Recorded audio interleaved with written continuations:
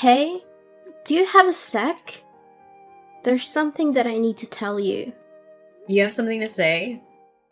Over text? Why don't you just come here and say it to me in person? I mean, we share the same house after all. It's better to talk eye to eye, don't you think? Well, maybe you should reflect on why I don't want to talk to you in person.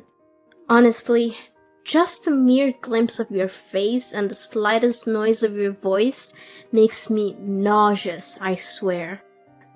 Sweetie, there's really no need to use such awful language with me. I was just making a suggestion.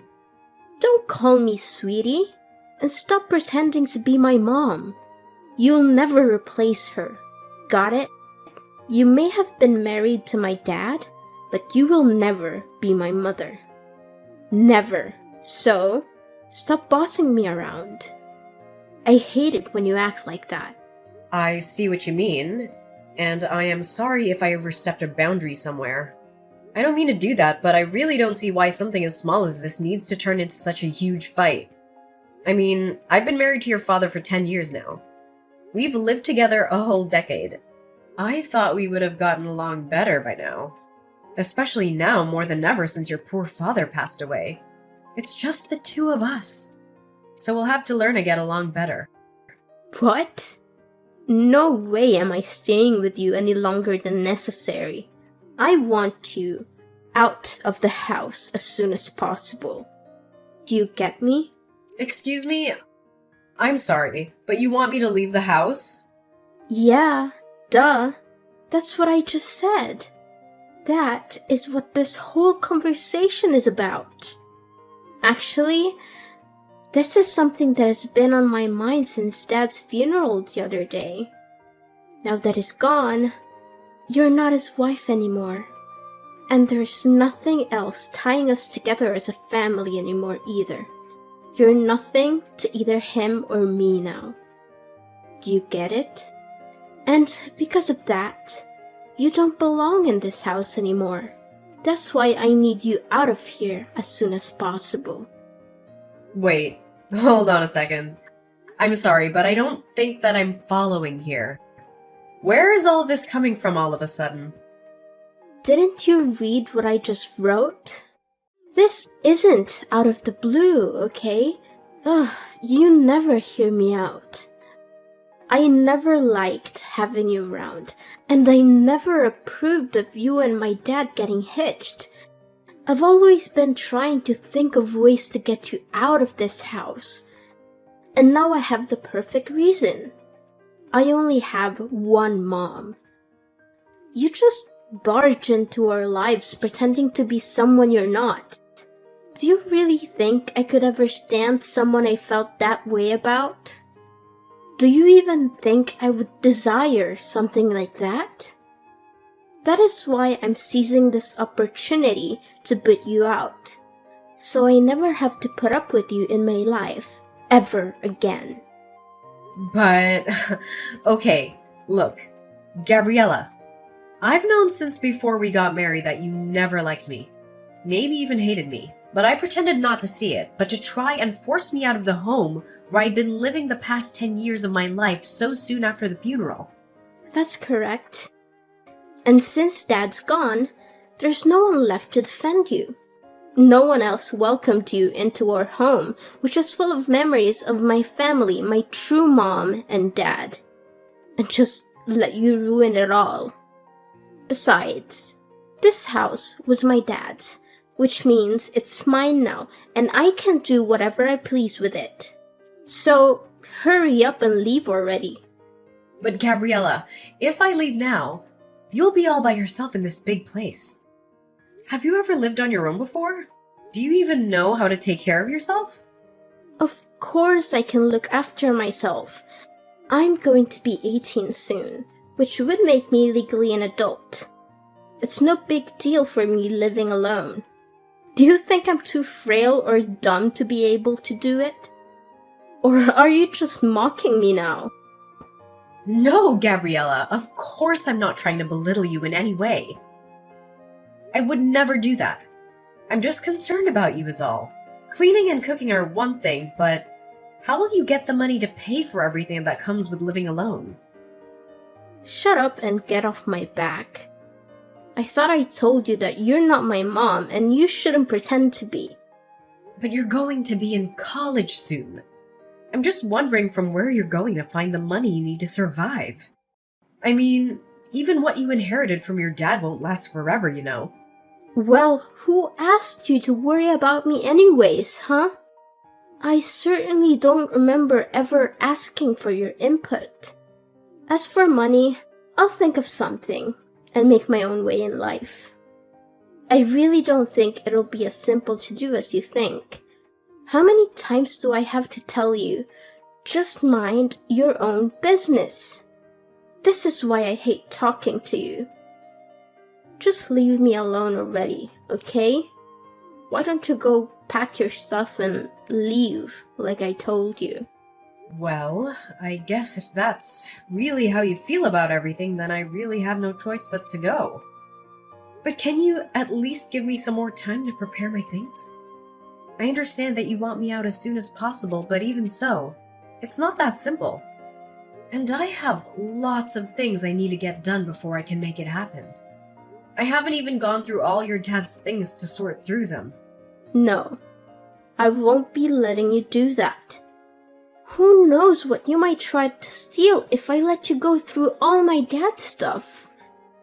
And besides, if I let you stay any longer, you'll just find some reason to extend your stay and so on, and nothing will change. Did you really think I'd let you get away with that? Now, I want you out of the house by the time we finish with the funeral process. I'm his daughter, which means that I get to choose who lives in his house after he's gone. And I've decided the one person the Collins house definitely doesn't need is you. So, if you really understand where I'm coming from, you just shut up. Pack your things and leave. I understand. I guess I just never realized how strongly you felt about living together with me. I'll leave the house. I promise. And I promise that I'll never come back once I'm gone. But I just want to let you know that things might get really tough for you once I'm gone. You're not going to regret this, are you? Me? Regret kicking you out? As if. It'll be more like a dream come true than anything. Hey, Gabriella. I just wanted to text you and let you know that I've finished moving all my stuff out of the house. I also wanted to take a moment to thank you for everything, even though we didn't always see eye to eye. And who gave you the green light to text me? Did I ever ask about your moving progress? Did I mention needing a report from you? Frankly, if you're not going to respect my wish to cut ties, I'll just go ahead and block you. No, you're right. I'm sorry for reaching out like this. You won't hear from me again after this, I promise. But there's one last thing about the house's rent. I know it's been a tough month, so you won't have to pay this time. However, starting next month, I'll need to collect rent from you. Rent? For what exactly? The house? What on earth are you talking about? Well, yes, I'm talking about the house, actually. Because we've been living together as a family this whole time, it wasn't necessary. But since you don't want anything to do with me as your family anymore, that just makes me your landlord now. Have you completely lost your mind? Why would I pay you rent to stay in my dad's house? Why, you ask? Well, because the house is actually under my ownership. Wait, what? What are you talking about? I don't understand. What? Gabriella, had you not heard about that? Yes, I hold the deed to the house where we all used to live. What? That's not true. You're just making this up. I've lived here even before you and my dad got married. This house belongs to my family. You don't have any ownership. Actually, yes. Your dad did possess the house's title, but I bought it from him around 6 or 7 years ago, I believe. Back when your grandma fell victim to those telephone scammers and lost a lot of money. You might have been too young to recall, but it was a devastating situation. That's when I offered to help pay off all our debts. Your dad was incredibly grateful and gave me the house in return. And just where did you come into so much money, huh? I've never once seen you go to work in the whole time that I've known you. You're just a housewife. A housewife? Oh, Gabriella, that is just not true. I run my own company. Did you really not know about that at all? You do what? Since when? We manage everything online. All our staff work remotely and we don't even maintain an office. We could all commute if we wanted to. I suppose it's hard to realize since I spent so much time at home. But a lot of that time, I'm essentially working as company president. I can't believe this. You keep lying to me. Gabriella, it's not a lie. I swear it. That's how I was able to help out your grandma after she was scammed. So you're telling me the truth? Absolutely. I wouldn't lie to you. Do you totally believe me when I say the house is mine? Anyway, the rent for next month is $2,000, okay? $2,000? There's no way I can afford to pay that. Well, you can't reside in a place without owning it and not expect to pay rent. Besides, I recall you mentioning something about becoming an independent adult who can fend for herself. Well, yeah, I said that, but I had no idea about all this until now. What did you think would happen? Were you planning to squeeze the money out of me whenever you needed it? Hoping I'd foot the bill while you flaunted your house? An independent adult would never do that, right? Of course, I wasn't planning on using you for money. It's just that $2,000 is a huge amount all at once. I understand, but in the end, I'm the property owner. So if you're pushing me away to live on your own, you'll have to pay the rent to your landlord, which is me. Hold on, can't we find a way to discuss this? How about a compromise? I won't charge you for rent for the first 3 months. But if you don't show any progress by then, I'll have to evict you anyway. I'm swamped right now, so let's continue this conversation later. I'll send you all the rental paperwork this week. Keep an eye on your mailbox. Take care. Wait, don't hang up. We're not done talking yet. Lainey, are you there? I have something I need to talk to you about. Oh, Gabriella. Sure, what can I do for you? Well, the thing is, I guess what I wanted to ask is, I'm just wondering if you've forgiven me yet. Forgiven you for what? What are you talking about? Well, it's just that I guess earlier I might have possibly lost my temper a bit and, well, anyways, I've calmed down a bit now and realized that I might have made a little mistake. I'm sorry, but I don't quite know what you're talking about. I realize this might be hard for you right now, but could you please just tell me what exactly you're talking about? I'm trying, but I guess what I'm trying to tell you really is that I think if you wanted to come back home now, that'd be okay with me. Oh. Really? Did something change? I feel you just threw me out of the house. Why the sudden turn? Well, yeah, I did do that. But then with you gone, I guess I kind of realized just how much you did around the house and how much there is to do without you. So, I guess that's why. I think you should just really say what you're actually thinking. It'd save us both so much time. But if you're starting to see that managing a house all on your own is hard work, then yes, I completely agree with you. And so now, I'm guessing that you don't have the money to pay rent? That you've changed your mind about kicking me out? I mean, if you word it like that, then... You know, even if I decided to pass up on everything, that Grayson left me in the will and give it to you, I still don't think you'd have enough to be able to buy the house back for me anyways. And even if you used it to pay rent on this place, unless you found a job to help supplement that, you'd burn through your inheritance pretty quickly, I'd bet. And all of that is not even mentioning all the other expenses you'd be paying that weren't rent.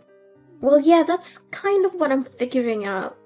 And on top of that, it's so hard to keep a place this big clean, and I hate having to cook for myself every day. Then I have my classes and homework to worry about. Plus, I have to think of how I can afford the rent. It's just been making me feel ill both physically and mentally. But of course it is. I figure that living on your own might be especially hard for someone like you. I hope the cooking is going well because I don't remember you helping out in the kitchen once, ever. And yet for some reason you thought you were ready to maintain a whole house by yourself? You're right. And I guess I just never realized all the things that you actually did do for all of us when we lived together. That's why I want to really, sincerely apologize for the bratty attitude that I treated you with the other day. I promise to never throw you out of the house again.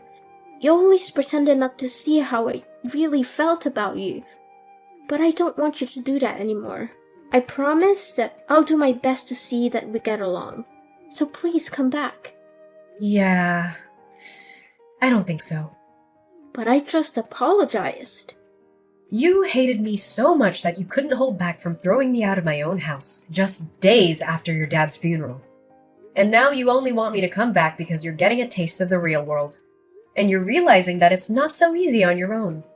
I mean, have you put any thought into how you're going to go on like this? But I apologized. I thought about what I did and realized just how much trouble I caused you over the years. Please, I'm sorry. What else can I say? And I think that you're just saying that you're sorry. But the only real reason that you want me back is because you realized how hard it is to do things on your own. So now you want the person that used to cook and clean for you to come back and do all of that once again. No, that's not true. I promise. I really do want to make up with you and try and be friends. Well, that's the thing, Gabriella. I don't. I mean, come to think of it, I don't really have a single happy memory of interacting with you. I've worked so hard for so many years to try and get you to notice and appreciate me. But all you've done for the past 10 years is either ignore me or hurl abuse at me. You've only ever used my presence in this house for your own convenience. Even if you didn't realize it until just now. I really don't think I owe you the forgiveness you're looking for. Please don't say that. Surely we can talk this out. Please, I can't do this on my own. Please, Mom, I'm begging you. I thought you and I were nobody to each other. Why are you pretending like you're my daughter now? How could you? Anyways, I'll be expecting next month's rent soon. I'll send you my bank info soon. You can just make the payments through there, okay? See ya! Wait, please. It wasn't supposed to happen this way. I apologized. I reflected on my actions. Please come back to me. And so, after that, Gabriella kept trying to apologize. But honestly, it was clear that her main motives were centered around avoiding chores and dodging the rent. I eventually reached the point where I couldn't tolerate that attitude anymore. So I decided to take a different approach and got in touch with Grayson's older sister. She agreed to take Gabriella under her wing, aiming to instill some proper manners before college. With her experiencing raising 5 kids, 2 boys and 3 girls, who've all turned into wonderful adults, I feel she was the best person to teach Gabriella a thing or two about housekeeping, budgeting, and general etiquette. Meanwhile, I've been taking care of our now empty old house. I'm keeping it well maintained, hoping that one day, Gabriella might actually mature into a self-sufficient adult. When that moment arrives, I plan to hand the house over to her. No strings attached. That will also be the day I gracefully step out of her life. Living with Gabriella again isn't something I'd want. But as the daughter of the man I loved, I genuinely wish for her to find her own path to happiness. So, that's the update for now. I appreciate you joining me on this journey. If you enjoyed this story, a thumbs up would be awesome. And hey, don't forget to hit that subscribe button so you can catch more content like this in the future.